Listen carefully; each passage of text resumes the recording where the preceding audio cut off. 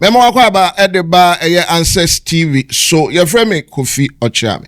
Obet my friend me Ochame Kofi. The ope bi aka mejo so. The password there. Nyame shawa mempene da sabre ya wode fide ato ha. Obepe wasumeti ne fe wahwe wani so. Aka ho. Yegusu aye kwa probo yegusu aye pensem emunchiremu. So nimsa ha de dwuma ye dia ne mene opening kese ena etiha. Wajinedwa achis waye krado se obedwudwa nsem ono na ama mate ase se Kristofo twengu wo saa ewiase wieye ensem a wo Bible ni mu ho o kirechire mu a atemu da bia ni ho a number bia eba na asidada yenko jinchire mu opani memo akwa ya mejoso ye dikan be bodi a kire actually frame me mystic Mensah. Mystic Mensah. Shedanam detail mo said the bear wa bebo. What one over nede. Now we are Juma Bay now over here. Me excavator operator. Oh, okay. But nyame frɛ wo me so. Nti mesua Bible no. Ɛna nyame bi adan ho edi akyerɛ me. Ɛwɔ introduction ni mu. Ɛna ma me de ba betu dwa ɛna yi. Yame nhwa wa yɛ mpeneda. Ne krakra ne sɛ wodi free hin na wodi kwa akosi hin.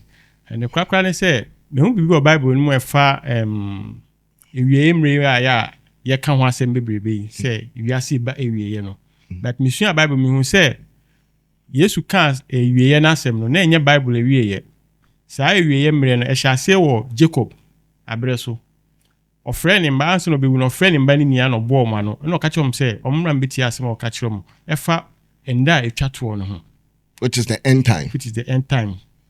The Jacob ne started say or chere say ewieye bi wo hono ma ne mba no efiri hono ne ba enyo dasani eye Jacob ma ansa na abekode ma me musa ensonsonye bi da ewieye mre no ene atemu da ne ntemu ana no kure ne say ewiase we a yewo mu nankasa no de na ewieye ni ho enti say ewieye na ma atemu da bia so nteme ma esan say ba ewieye a ne yebu atan ne hu de obia ye ne obia la show nyasa atemu de bi wo honom benye wiase we nyina atemu da judgment bi wo honom a eno nu su kokogina Israel for no ewieye no so nti de say de o se de chance checheye mu Jacob afre ne ma ka kiro mu say ewieye bi ba e wo honom ena Joel nso so ba be si so say bo ewieye mre ni mu no Onyankopon be hwie ne honhom egu ne mma so. Ena oba Daniel huma no nso no a Daniel nso so nya vision bi ena ye che ne say 70 weeks bi da honom ema Israel for no 70 weeks na years o my friend 70 weeks prophecy but Bible prophecy no one day ejina homa 1 year afebako sa enya Babylon enkwasum ni mu ansem na okay honom na Daniel nya service because minim say 70 years esun 70 years no mo koye no okay owo honum 70 years ni mu na esun ye na obom paye say Yakopon be yi omo no ena service no buy the 70 weeks vision no buy okay all right Matewas eno numu na ye benya time o chere say after 62 weeks no the Messiah no will be cut off ye be obewu ti ni wo na chiri na still aka 7 weeks bi wo ho and sana 1 week bi so etan etwas o reference no for what you're saying because minim say crofo be person be kan dia mo ni nya wo Daniel woman okay Daniel okay ni yaba which is the 70 weeks of the prophecy no correct it's here for and there you are somebody po na yamfa to ho ni yamfa nhwehwemu ni hu yala show si yegina benkuma na si yegina nifa si yekoya nim ananse ye ba yachi senso se obetima akoso na ohwehwe se de be ya ebetimi okay nti yawo Daniel 9 verse 23 reply na also about the man Daniel no na me kan no say at the beginning of thy supplications and the commandment came forth and I am come to show thee for thou art greatly beloved. Therefore, if it be our chance, yes, I will bomb pie and as our or share we a buy. Says to us. Therefore, understand the matter Entity asem we ase. And consider the vision. Na afei w'ani so ade hunu no. Ma hu hia ho. Yenko. And also verse 24 says 70 weeks are determined upon thy people and upon the holy city. Yama nkurofo no na wotwe edunson ana eduson na wotwe eduson ene oman ni nyina. Okay. To finish the transgression. So mo bewie eye ohawa o mo nam no. And to make an end of sins. Na boni nyina so abawie. Omo boni abawie. And to make reconciliation for iniquity. Na fe amumuye no jack reconcile judgment yeah, that's it. And to bring in everlasting righteousness. Said ye be ya pepe your betna se da nyina. And to seal up the vision and the prophecy. Na inisuade hunu ene eye enkomhye no ni nyina bam. To seal it out. To be sealed out. Okay. And to anoint the most holy. Into I say, verse 25 say, know therefore and understand that from the going forth of the commandments to restore and to build Jerusalem unto the Messiah the Prince shall be 7 weeks. And threescore. And the streets shall be built again, and the walls, even in troublous times. Okay, into Matthias 70 weeks, it's written, it's there. Verse 26, or say, and after threescore and 2 weeks shall Messiah be cut off. After threescore and 2 weeks, 62 weeks, the Messiah shall be cut 62 weeks shall the Messiah be cut off. In this context, who is the Messiah? Jesus Christ. That's a sad time, not Jesus and mine. No, by into Daniel prophecy, no, a year advanced futuristic prophecy. Okay. From Daniel time, no prophecy. No, just say after 62 weeks, Messiah no obewu. Counting from when? From the time the message went out, say, you restore Jerusalem again. Any temple, you build the temple. Nehemiah, and they build the temple. From time of building, date started saying. The 62 is started counting. Okay. Messiah no who ye no. And you who say the 62 weeks Okay. 62 weeks according to the counting of the divine, not human. Okay. And the people of the prince that shall come shall destroy the city and the sanctuary. The people of which prince? Romans. Okay. That time not no more about into dominance. Israel for. Who is the prince? And then a Roman for Eshenase. Nebuchadnezzar nya vision bi about statue na ya chemu for that dear sorrow na tear bronze. And the second vision almost and it Daniel in the form of a moa. Lion, bear, and a leopard, and a terrible one be air fourth one. Then she said first one a lion Babylon. Second one also Medo-Persia. Third kingdom near Greece. And a fourth one Roman Empire. Until the time a New Testament start here, now Jew for no more share Romans nase.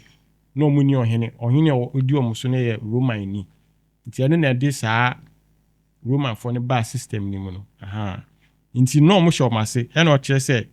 The people of the prince that shall come shall destroy the city and the sanctuary, and the end thereof shall be with a flood.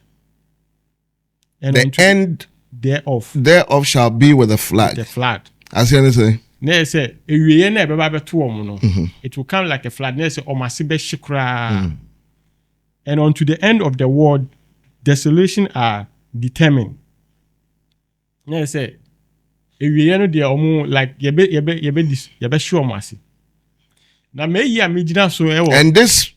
this prophecy is about the people of Israel.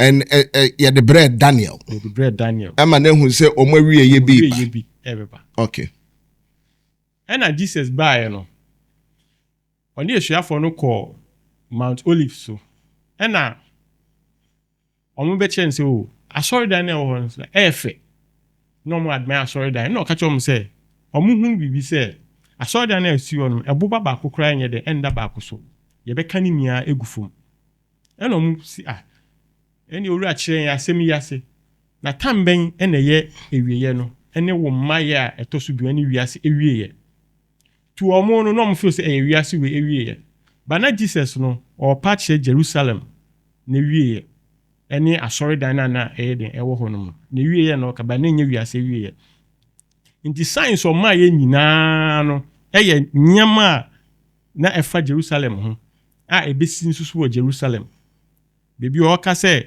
earthquakes besisi earthquake esisi wo Bible time ni mu na Jesus wu ye earthquake si ye Paul ni Silas earthquake esi o ka se ekom beba ewo Korinto huma ni mu no Paul ka se omumwa bu adwane bia no na on the first day no baba abaji akoma nkofo bi mu Jerusalem mo che se nipa bi nbe yi nipa bi mu ama onu Jesus ansa no bi yi ni mai Peter bi yi ni mai before o kan sa asem no before say sa nyama we niana happen o ka se akon besisi ntokwa nso de data na Roman for no na omkoko ntokwa deda nti science o ka se besisi atrofo edifo beba ni nya esi o Bible ni mu esuafo na nsa ka se atrofo edifo efriye mu den ekọ nipa binum like medin tini yebe time ni nya no nso no esuafo no kan Pharisee no chi omo bo mba because of the name of Jesus. I say Yesu wu achi kra no ye chichi omo kunkum omo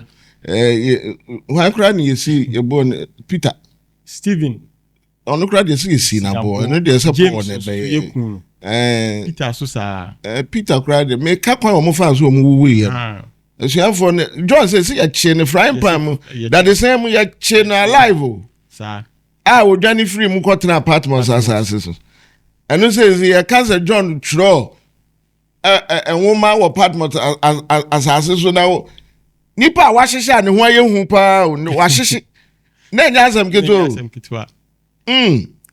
nti ono ni obi a omchese onya 90 years ono kwanu omchese owu natural death nti sa science ya Jesus ka keken no kire se afido be catch om se muhu se asrafo atwa Jerusalem hu ehia ni owo kuro ni mu no onwane mpie di owo kuro tia no mo mba kuro no emu sa de we enye wiase prophecy so o ka say the great revelation e wiase bunya prophecy a oboa because enne ye pe ona dwane ko buo mu kra eyi bomb kra de baba beto ho no drone ye de be chase nti sa de we enye wiase nya but na Jerusalem nko a na olden days no so mo kwa ako a ye ba kuro bi so a omo surround kuro no and ye fa so mbedi 2 years or 3 years so omo surround make sure say bibi nfi outside and inside nti ye surround musa na ekom ye makom dimu mu bedi de wo inside na ekom dimu na mo ye mra ene ye den to shamo so covid by ye hu say Accra gate wa because ye ma police for agent na bibi a ye mo bi enye den enwura Accra ene obi nsum pie the Jerusalem which is the borders Jerusalem no so no mo so was ade ni bi omo gate e wo ho a omo timi two city nim etimi bie city no nti Roman for no ba occupy side space no e make sure say obi MP obi nkum but omo bo ho no wan na do time bi no Titus na lead sa am no buy but onya emergency bi o Rome e no san withdraw ne ho e na okoi na Christians na ewo mu no omo for omo adwen omo kai Jesus prophecy na waka kire omo no e na omo yi film omo timi dwane film nti Jesus ka say ye ntwa na no so a okra ba kokora nye den entimi entena sa prophecy na okai no eno ni fulfillment no omo withdraw omo ho e na Christians no edwane film omo ko e na omo san e ba bio that time omo ba ne de omo anko Titus no omo ba na omo anko eno ma be bo stay ekosi time a omo ye ready say ombeto ahye omo so to omo to hye omo so ne de omo ye kru no pasa asori dan na esi ho no omo bubu ni nyina abuan ntobo so ene ne ya meni ka say Jew for na ewo ho no location na asori dan esi no omo ni obi enim bebi kwa asori dan na sakra na esi obi enim and you search for net crowd obi enim bebi na esi the specific location of the Jerusalem temple. Solomon temple obi enim temple na Jesus school obi enim bebi ye. And I researched it because no say honey you Solomon. Say Solomon so obi enim bebi you see no. Be see nobody knows whether. And no man focus the Bible no creative story. No because location be any ho a wo hwehwe a wo behu enye man na wo Bible nya no wo hwehwe na wo hu mo ahenie nje then na Israel baby ugina a perspective of Israel, you see the Wailing Wall, you see the mosque, then you see the remnants of the old Jerusalem church. Say wo asori dan ni ho sorry, Diane sang Sunday. In see what yati ase, but omo pache say sa position in Israel ya make. Unyini. Anyhow. It's a very popular site. Where ujina eye esum. The major in one glance, you see the mosque, you see the remnants of the broken temple, and then the Wailing Wall. Is it Golgotha, which is where Christ was crucified? Tourist say more. Creative tourist attraction. I didn't have subject. I'm going to pick it up. You be rim. Because it is there. It is there. People talk about it. Until I didn't happen 2,000 years ago. And now this is car say the Jews shall be carried captives into all nations. Internet so omuba kokure ni ho. Ti hwan na otena ase a ono no a pinpoint say aha na wu Jesus aha na yes a o keep sa nyama no in place. And no there's our argument we are drawing the Maureen feet your subject matter which is why you believe the end times has happened and there's nothing like end time coming, especially in this New Testament era. And no ye be real but some na wo kan. And I'm actually imagine kwesi baby and I'm person about the 2 hours and you na make us our now cast. Temple no amu destroy no fine. Now my yin say Revelations can be say Mystery Babylon the Great or baby Bible just say your friend Mystery Babylon. Now some Mystery Babylon we and I'm person me dead nedi ema obia ye den ehu bi Revelation chapter 17. Now Bible nature say or your baby no sha atade ne colors no se me nya da den yi we na the colors ne red purple gold ni nyama oba na atade na ohye no eye atade a Moses ka say omumpam emfa nhye Aaron na sofu djuma no. Yes, oba no wokase we identify na priest ni ntade na omohye e Jerusalem no. Bible no friend say oye harlot, mother of prostitute or a prostitute ni nyama. Ashawo. Uko Ezekiel chapter 16 na. Nyankopon ka bibi efa Jerusalem how we see ehun Jerusalem oye ne te say oba or describing it so oba a wo hia nfofo e no che say one no enter into a covenant e no oware Jerusalem. Ti Jerusalem ne yire. But Jerusalem afane chi wabo edwaman one mbema fofo ada wa sacrifice ne mma odi ama omo no e di ama idols. Into your friend so a prostitute or a harlot. Meaning say oba na Revelation no na ye Jerusalem. Now Bible no ka say no kra cap bi na cap ni mu no abominations wom and na blood of the saints and na ewo cap nim. Na Bible no so che say this is by can we say Jerusalem omu no mukum ediyifoɔ ɛne wɔn mo a yasoma wɔn ɛba wɔn so no na Jerusalem deɛ vengeance bi bɛba wɔn so Nyankopɔn bɛbisa mogya a wɔn ahwie gu ne nua ɛwɔ wɔn so from the blood of Abel a Cain esliw no to Zechariah bi a yɛkum no between the altar a de ba bɛsi ɔno Jesus n'abrɛ so wɔn blood saa mogya ne nua no it will require from Jerusalem from that generation ankasa nso so kora ka ho ɛno nso kyerɛ sɛ ɛyɛ Jerusalem koro ya na ɛyɛ ɔbaa no ɛna Bible san ka bibi sɛ ɔte aboa bi so na aboa no wɔ 7 horns saa 7 horns no Revelation hyɛ mu sɛ ɛyɛ mountains bi a ɛwɔ hɔ Sabbathfoɔ ɛfa saa deɛ no sɛ ɛyɛ Romanfoɔ no na ɛyɛ saa ɔbaa no but nkyerɛe no nso kyerɛ sɛ ɛyɛ Jerusalem na saa 7 horns wei no ɔmo kyerɛ sɛ ɛyɛ mountains bi a ɛwɔ Rome yɛsi Rome ɔmo building no inside 7 mountains na atwa ho ahyia but Bible no science Google a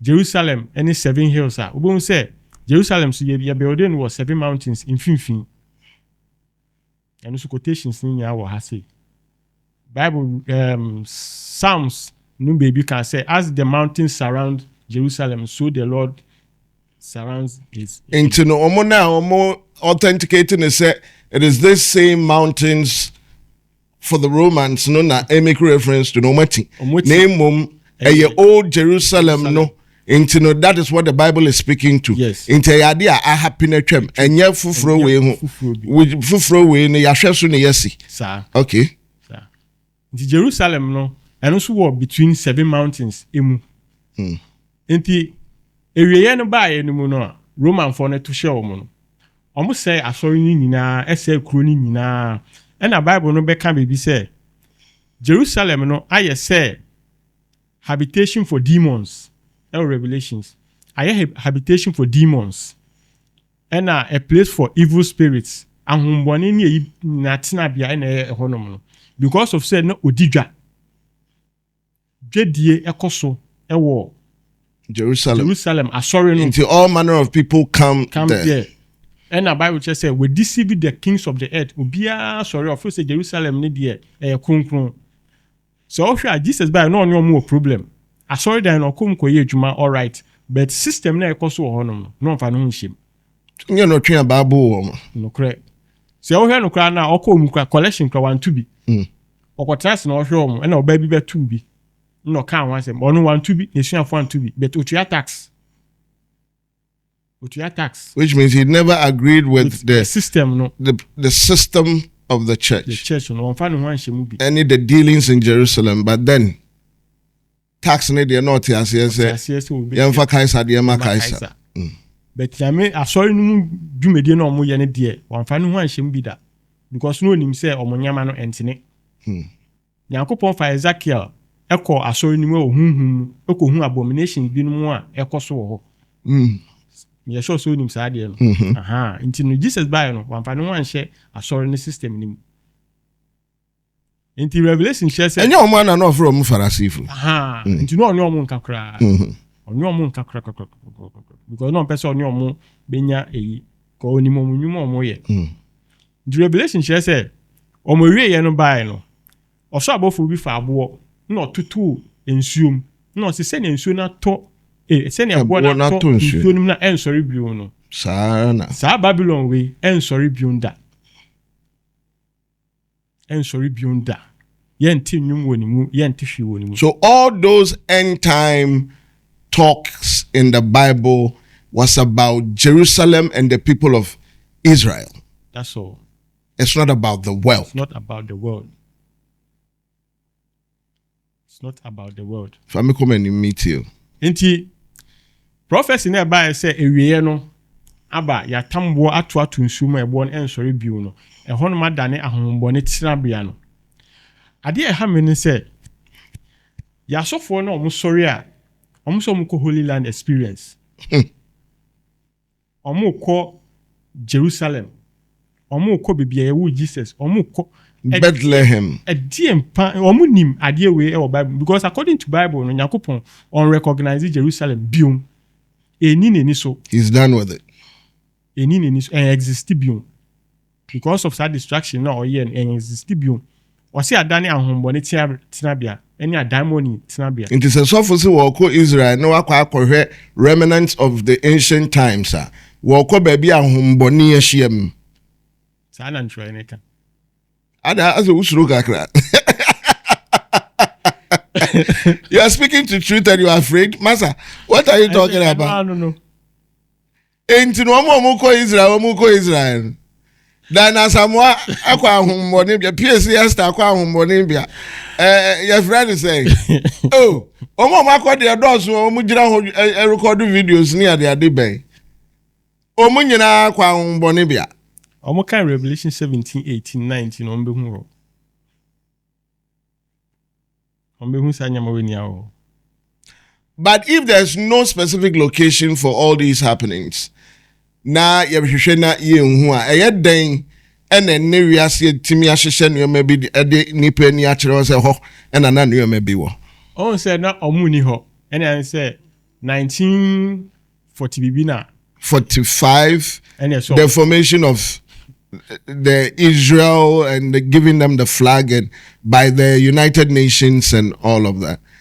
But biblically, if you look at the sightings, Osha map no say chese titi Israel na ne science say o mukogu say asase. Nti obi abetimi akoho. Nti o makoho nom no. Ena me hunu say o mafa Bible no. And they have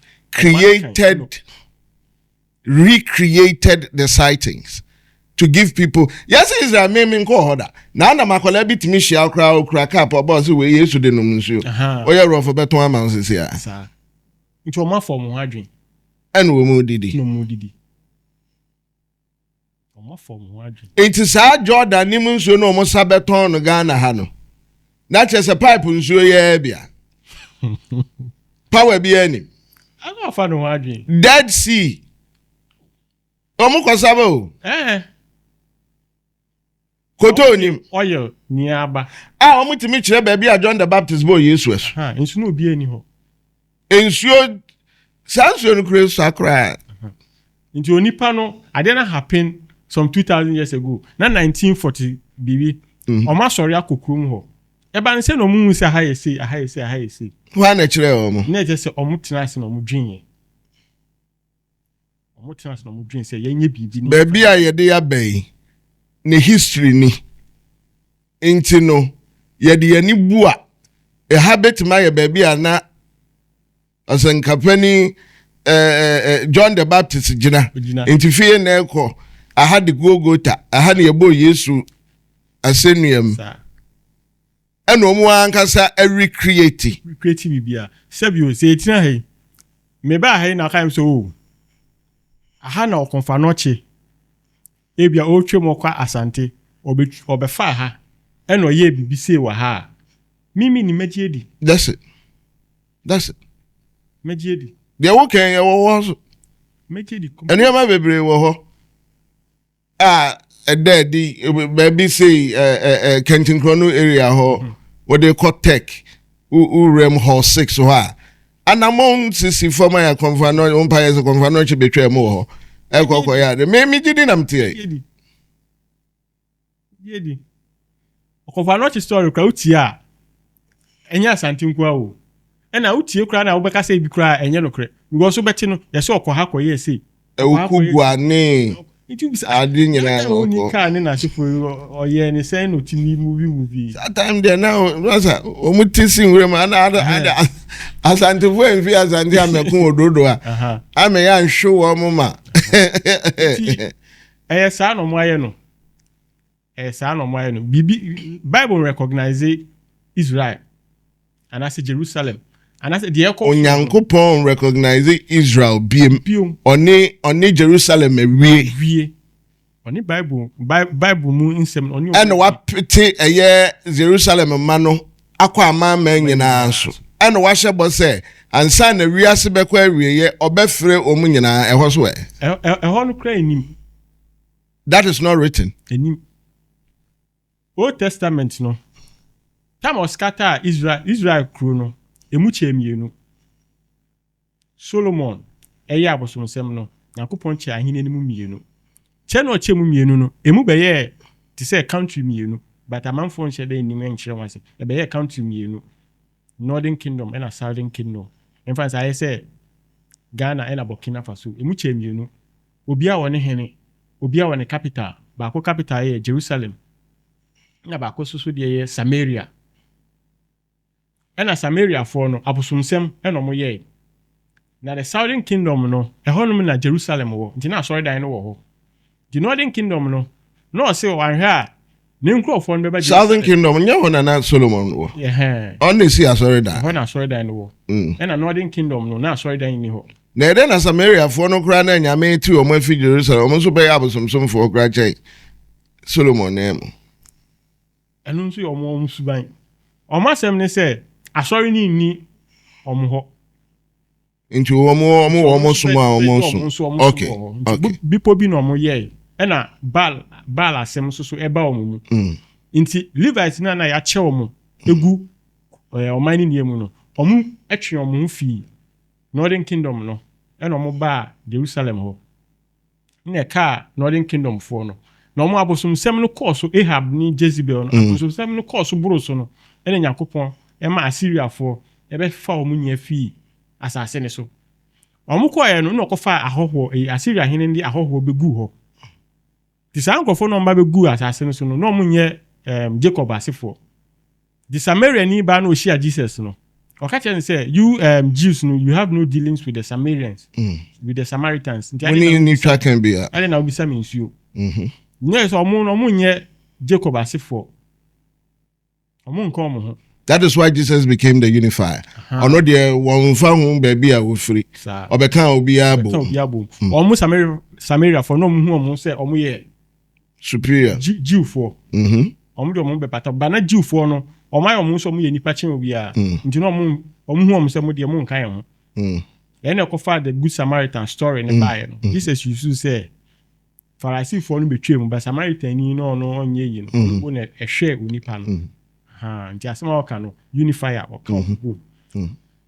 in the Old Testament no first part na the Northern Kingdom no Assyria hene no escata nti Jacob mana na ewo ho no ye Reuben Asher Gad no omu nia ya peti omu fi asase ne so eno so ya asem foforo abrofo no claim say e omo a omo ba omo e ka God fo omo ne gadangbe fo omo book bi ho a omo specify there I know your book o matro mpese wugidi te said the o machechiri Israel o mama old sightings ni nyina ba back no there are so many things they do that they want to change history and my if say before na na we ase and say no be from be eba ain't no before na do so and then look at the percentage of Caucasians and look at the percentage of black people o ma draw map omo change no ya serious ni trase Africa okwa look at map no so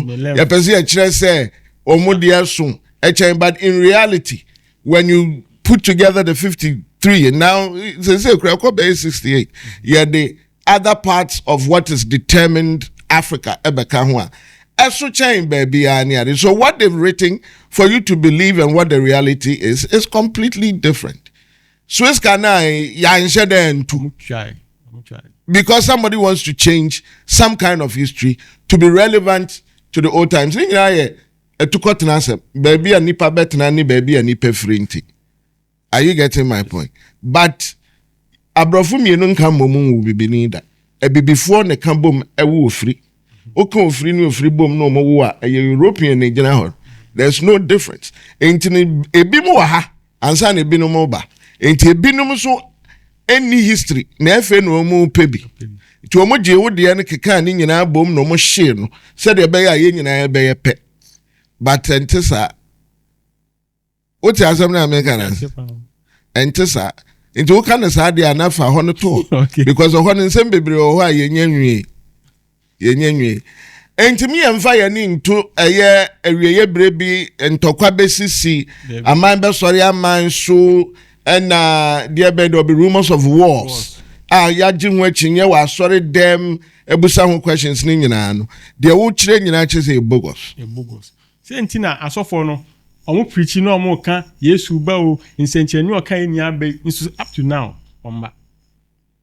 Ni metimi abeti say was it first Peter or second Peter that me kan na che say Peter kra no o twen Yesu ma ye to so mi no. I think say Paul said. No, Peter. Say Yesu ka say obesori ne nansa so no obekọ agya ne ho na ekire obesen aba. If he really said that, Peter, me refi verse no. Me hwehwe. Me hu a metro. Okay?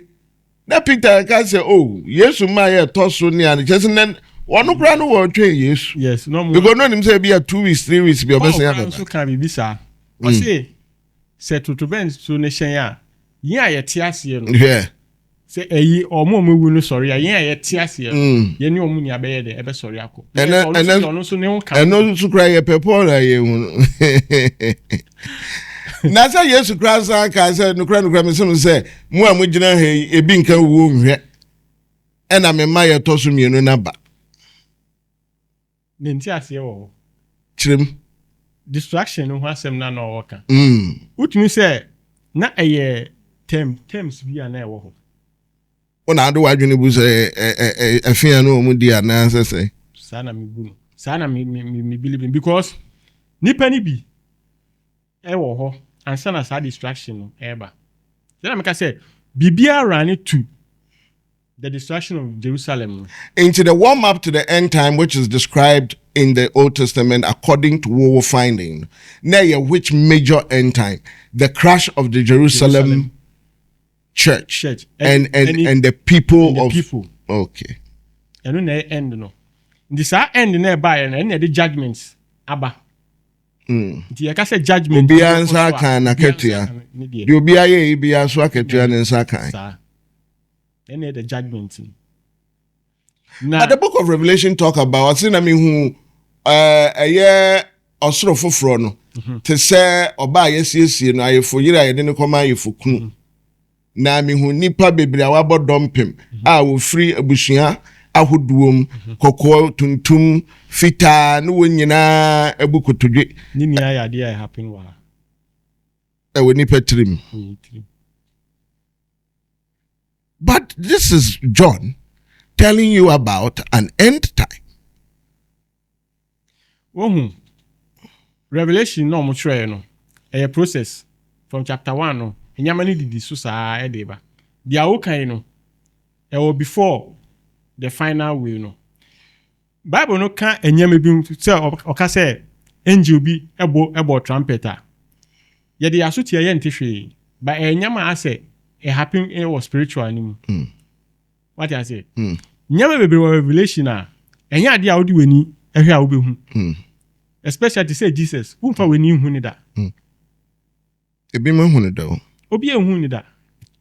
Before 2000 years ago, he was a physical being that people could see. Yesu Kristo. Yes, onye nipa.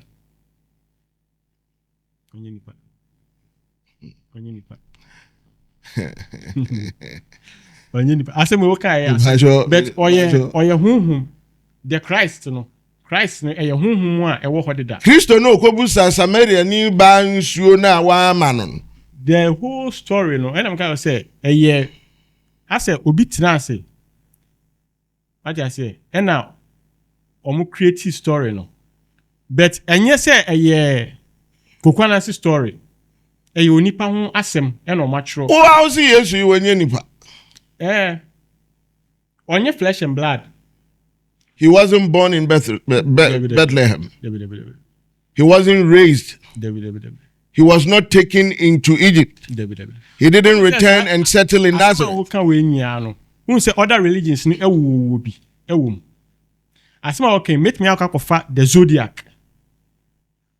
Zodiac story na was zodiac no Aries ni Scorpion ni we.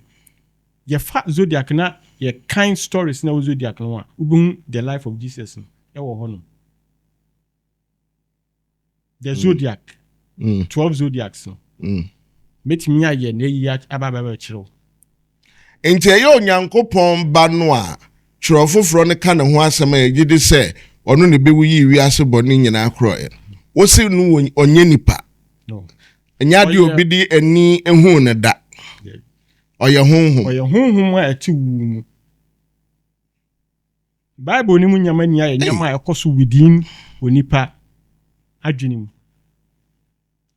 ɔbaa na ɔkɔkɔ hyia no Samaria ni baa no ɔsɛ ɔbaa na ware 5 yɛbɛ wiase yɛte ɔbaa wa ware 5 da yɛnti bi da ebi ho bi ni hɔ sɛ woni obi nya nhyiamu na yɛ aware a maybe aware 20 30 nyinaa wɔ the way aware we ya aware Bible can aware bi da metima bobo din ma ware miɛnsa o they are in the public domain right now 3 times no the American and 3 times so obi wo ware agya 5 times asema Jesus can enye ware agya yo eye present what does so name mema which means I am planning back no maybe they was marriage and even 6 ones so cry edi so I think our patching nia onu yomoda I think our patching nia say the number 5 in our Bible mono it means our 5 senses the number 5 nipa bia was 7 senses the number 5 no your physical senses no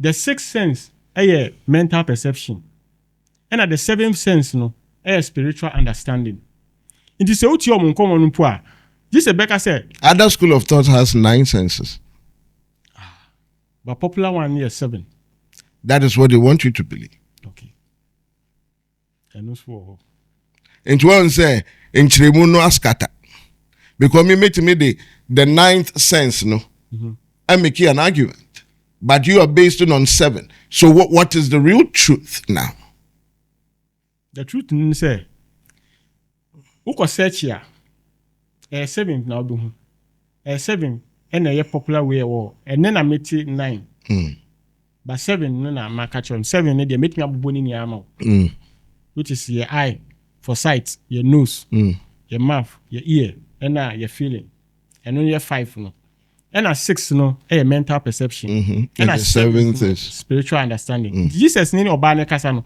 o ka chen say even 6-1 no onya ni no ensheda merge ye omo kasa no oba ne ka say I perceive that you are a prophet which means onyanya understanding no wetima on spiritual growth that is what Jesus was making reference to so why didn't Jesus just say it directly say why do you know onye nuru baby untini o maybe ase why use husbands a story won't say the way omo try there as if say I said omo di bibi esie into omo try there omo abin omo mbehye that na se esua de no o say Jesus call abonti no ko parable na owia na esuafo no ene na call as a chambers no maka ko bisa no so then na opache sa na book ni nya ate ya try ya veli ade no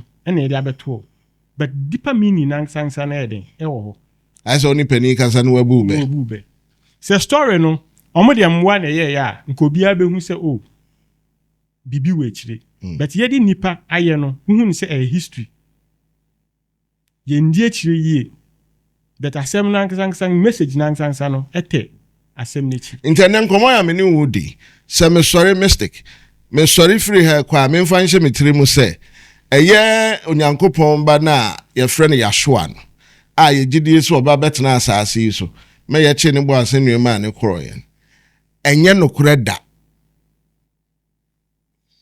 se bibi sa ensi ewa asase we so bibi ya mfa be me bia amansa nuem ema na ntiem meja adenti no wa parame it didn't happen bibi sa ensi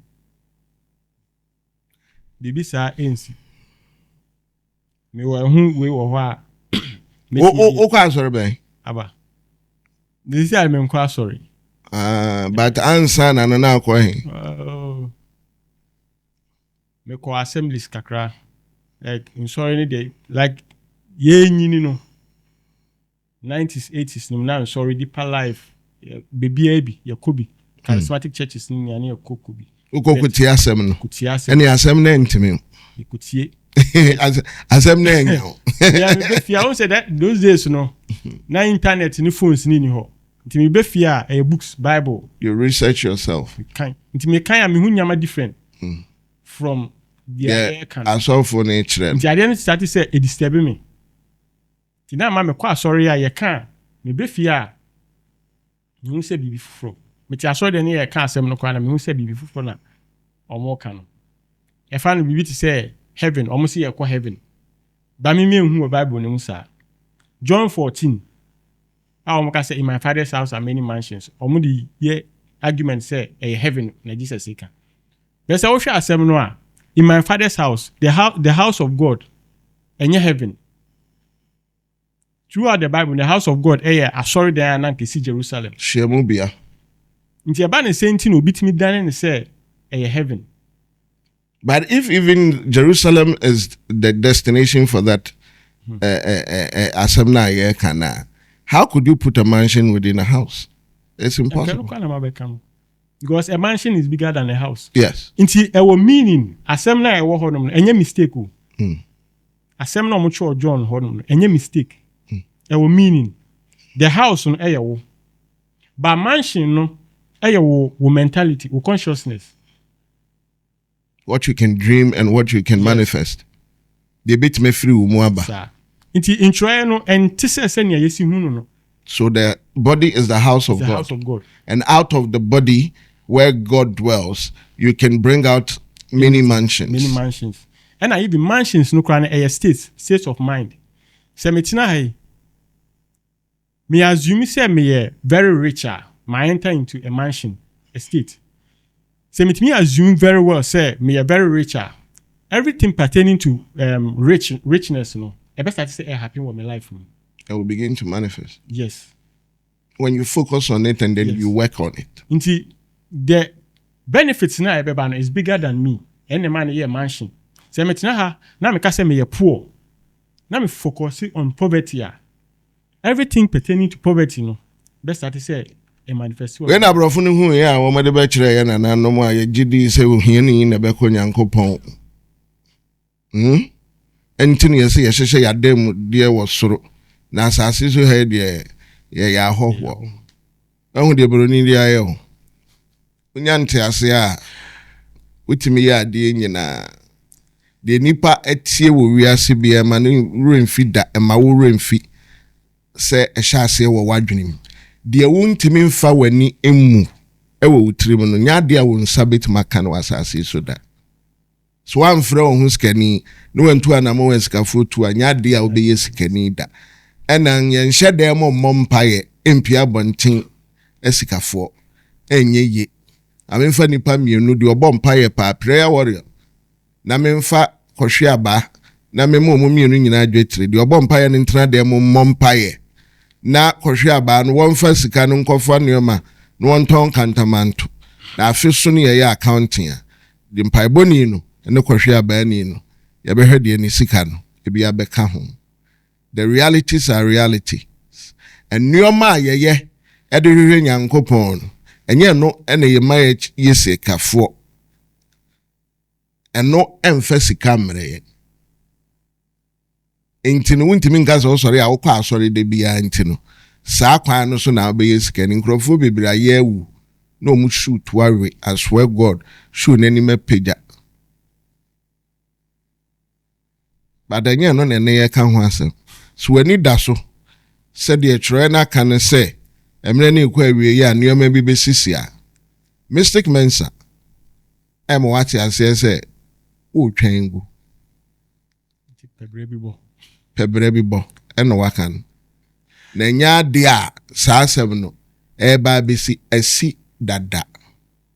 Abra Yesu Kristo eye ohwe tro ni mu asede ya tro no etie no owu yi ne nansa so the day of Pentecost no o se ne Nyankopon honhom eba edom ni nyina so na efi o mo hyase ka kasa hodo different languages and things.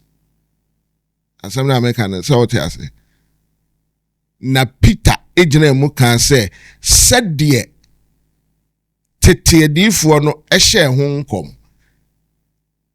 prophet Joel ɛkaeɛ no ɛno nene abam nti wokom a prophet Joel kan sɛ mmere bi bedu Nyankopɔn honhom ɛbɛhyɛ nipa ma na ɔmbɛbie ɔma no aka nsɛm a nkurɔfoɔ ɛnte aseɛ nti that happening in the Bible sɛ awieyɛ bere no Nyankopɔn honhom bɛba nipa so sɛ wokɔ kyerɛ ni mu a na wode Peter asɛm no to ho a ɛyɛ nkɔmhyɛ a na ɛwɔ hɔ saa da no na ɛbɛm ti abɛm dada ɔmka sɛ Elijah bɛba na John the Baptist. Jesus said John the Baptist. Jesus said John the Baptist na ɔne yɛ Elijah nti nneɛma no bi wɔ hɔ a ɛsisi awie ti gyae sɛ wɔretwɛn nyame yɛnhyira wɔ a mempene da yɛde wobɛsi a ɔpɛ ne me mu akɔ aba sɛ mɛda wase sɛ ɔbae yɛakra wo kɔpem da foforɔ